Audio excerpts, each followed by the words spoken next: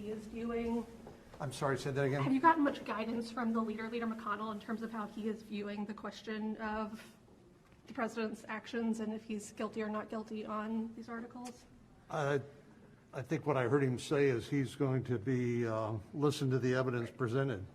Do you think this is an issue that needs to be like a member-by-member decision versus a whipping decision?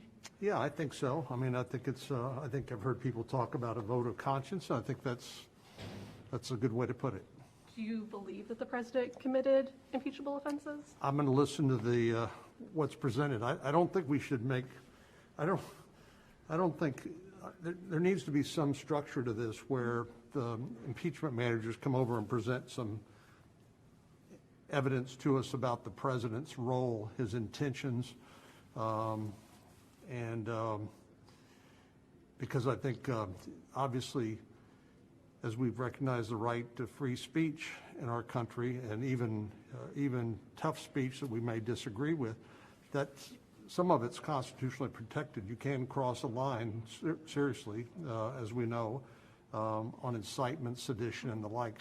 And I think those are important questions that need to be presented to the Senate.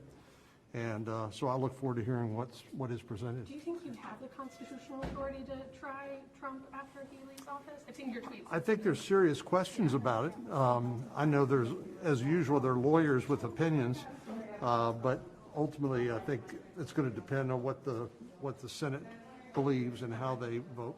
There's a serious question: who would preside? I mean, it seems like Chief Roberts might not want to preside. Well, he's not required to. Okay.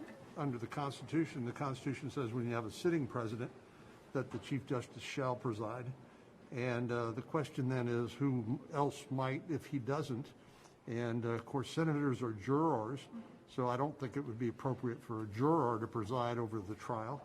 So that leaves the only person who wouldn't have a conflict of interest would be the vice president, who's president of the Senate.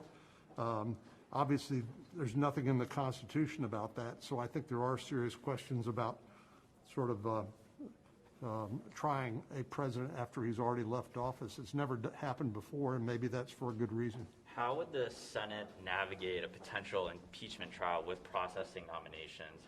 What does that look like? Well, that's Nancy Pelosi's choice, because once she sends the articles of impeachment over, it displaces all of their business. And so if she wants to delay the confirmation of President Biden's nominees to cabinet positions and prevent President Biden from asking for and receiving additional COVID-19 relief, that would be one way to do it. It would be by sending it over, those articles of impeachment over. So they have a big decision to make. Some Democrats have talked about wanting to do both, do impeachment in the afternoon and nominations in the morning. That's not going to be possible. It'll take unanimous consent. Yeah. Okay. Thanks. Thank Do you you, believe Senator. that Senators Hawley and Cruz should be censured for their challenging the No. electoral college result? I do not.